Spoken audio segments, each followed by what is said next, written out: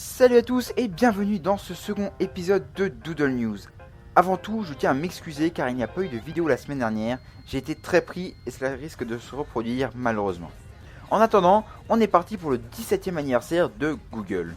L'épisode d'aujourd'hui sera un petit peu particulier car ce sera une sorte de résumé de l'histoire de Google avant de vous donner les chiffres et faits amusants. L'histoire de cette énorme compagnie commence donc en 1995 quand Larry Page et Sergey Brin, les créateurs de Google, se rencontrent à Stanford lors d'une visite de leur établissement scolaire. En 1996, ils commencent à créer un moteur de recherche appelé Backrub, qui consommera trop souvent trop de bandes passantes dans l'université.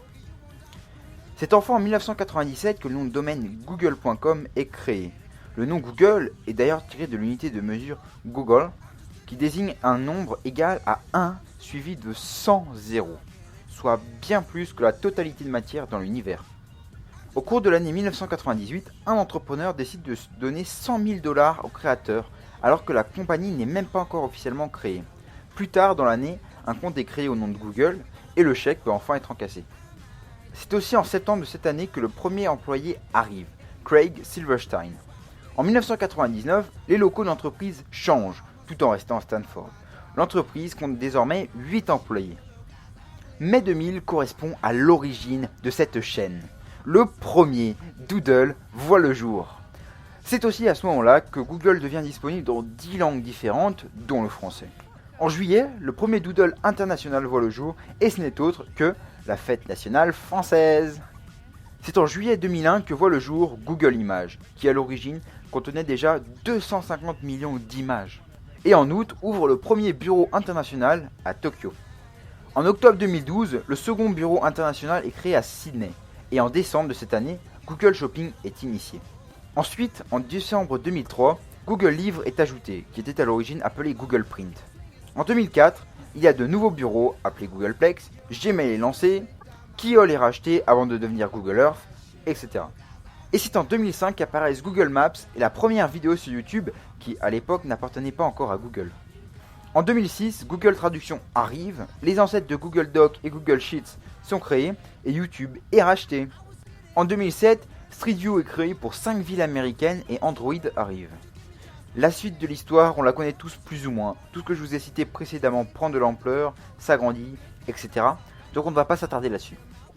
Nous arrivons donc aux faits et chiffres intéressants. Je vous ai décoté quelques petites choses plus ou moins surprenantes. En 2014, Google a généré près de 66 milliards de dollars de chiffre d'affaires. De quoi faire baver la plupart d'entre nous. La compagnie a actuellement plus de 55 000 employés à travers le monde officiellement. Si on ajoute à ça les youtubeurs et autres personnes vivant des dérivés de Google, ce chiffre explose.